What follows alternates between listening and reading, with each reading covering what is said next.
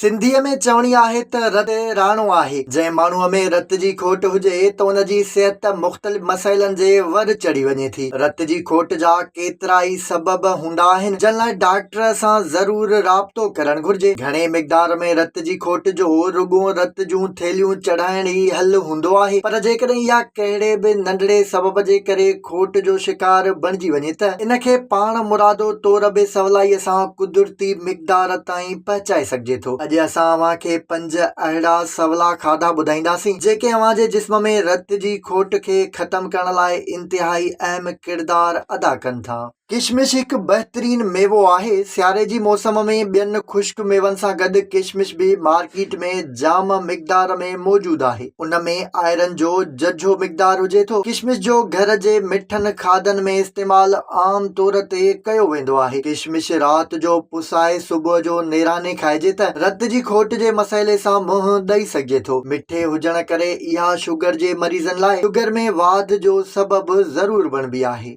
ॾाढ़ूअ जा मिठा मोतियुनि जहिड़ा दाणा सभु कंहिंखे पसंदि हूंदा आहिनि। ख़ासि करे नंढा ॿार ॾाढ़ूं वॾे शौक़ सां खाइनि था। ॾाढ़ूअ खे जन्नत जो मेवो बि चयो वेंदो आहे। उन जा बि सिहत लाइ केतिरा ई फ़ाइदा आहिनि, पर ॿियनि फ़ाइदनि सां गॾु ॾाढ़ूं जिस्म में रत वधाइण जो बि बहितरीन ज़रियो हूंदो आहे। दाणो गर्मीअ जी मौसम जो मेवो आहे, पर उन में बि मुख़्तलिफ़ फ़ाइदनि समेत रत जी खोट ख़तम करण वारियूं ख़ासियतूं हूंदियूं आहिनि। सब्जियुनि खे गोश्त खां वधीक फ़ाइदा ॾींदड़ खोराक सॾियो वेंदो आहे। मुख़्तलिफ़ सब्जियुनि जा मुख़्तलिफ़ फ़ाइदा हूंदा आहिनि, पर पालक में आयरन जो मिक़दार तमामु घणे मिक़दार में हूंदो आहे। इहो ई सबबु आहे त जिस्म में रत वधाइण ऐं रत जी खोट ख़तम करण लाइ पालक बि बहितरीन सब्जी साबित थिए थी। कतल जिस्म खे तवानाई ॾींदड़ बहितरीन खोराक हूंदी आहे, जंहिंजा फ़ाइदा केतिरा ई भेरा असां बि ॿुधाए चुका आहियूं। रुॻो 12 ॾींहं नेराने कतल खाइण सां जिस्मानी तौर ज़हनी ताक़त समेत सिहत जे केतिरनि ई फ़ाइदनि खे सवलाईअ सां माणे सघिजे थो। इहा कतल रत वधाइण जे लाइ बि तमामु बहितरीन खोराक